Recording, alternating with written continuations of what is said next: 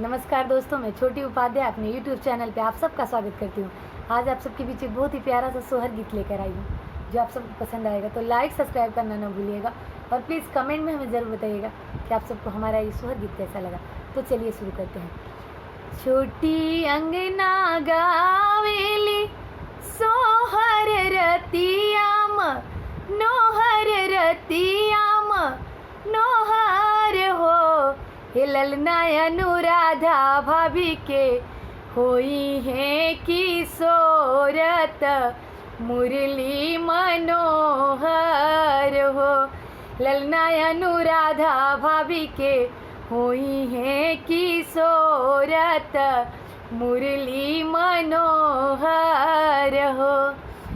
के हो लूट है धेनु गैया तके होरू पैयानु हो ललना के होलू तैहनी मोहर रतिया मनोहर हो शिला बाबा लूटाई विधेनु गैया शशि प्रभा दादिरु पैयानु हो शिला बाबा लूटाई विधेनु गैया शशि प्रभा दादिरु पैयानु हो ललना मिनी बुआलू तैहनी मोहर रतिया मनोहर हो।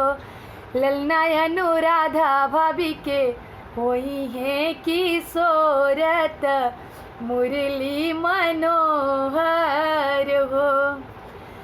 अंगना में गावेली गोतिनिया तना चेली उनियानु हो। अंगना में गावेली गोतिनिया तना चेली उनियानु हो ललना छोटी मिली गावेली सोहर रतिया मनोहर हो। ललना अनुराधा भाभी के होई है किशोरत मुरली मनोहर हो।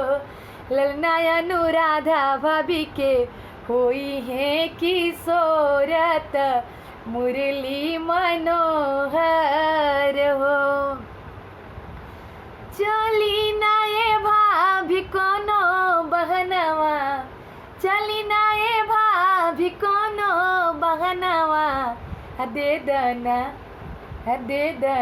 नेग भैल बा ललनवा दे दना नेग भैल बा ललनवा। छोटी से सोहर गवाला अंगनवा छोटी से सोहर गवाला अंगनवा दे दना नेग भैल बा ललनवा दे दना नेग भैल बा ललनवा। चली ना ए भाभी कोनो बहनवा दे दना नेग भैल बा ललनवा दे दना नेग भैल बा ललनवा। कनवा में झुमका चाही नाक के नथुनिया कनवा में झुमका चाही नाक के नथुनिया संगवा में चाही कमर कर धनिया कमर कर धनिया भाभी कमर कर धनिया। हाथों में दे दा सोने के कंगनवा हाथों में चाही सोने के कंगनवा दे दना नेग भैल बा ललनवा दे दना नेग भैल बा ललनवा।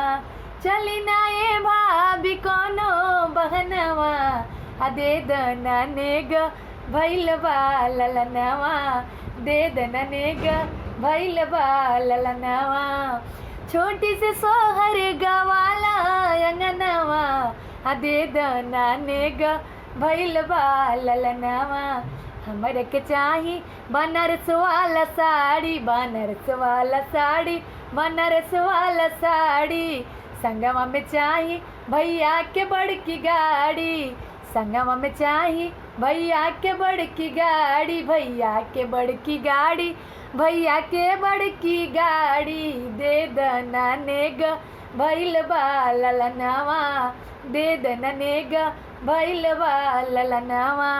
चली ना ए भाभी कोनो दे दनने ग भैल बालनावा छोटी से सोहर गवाला अंगनावा छोटी से सोहर गवाला अंगनावा दे दनने ग भैल बालनावा दे दनने ग भैल बाल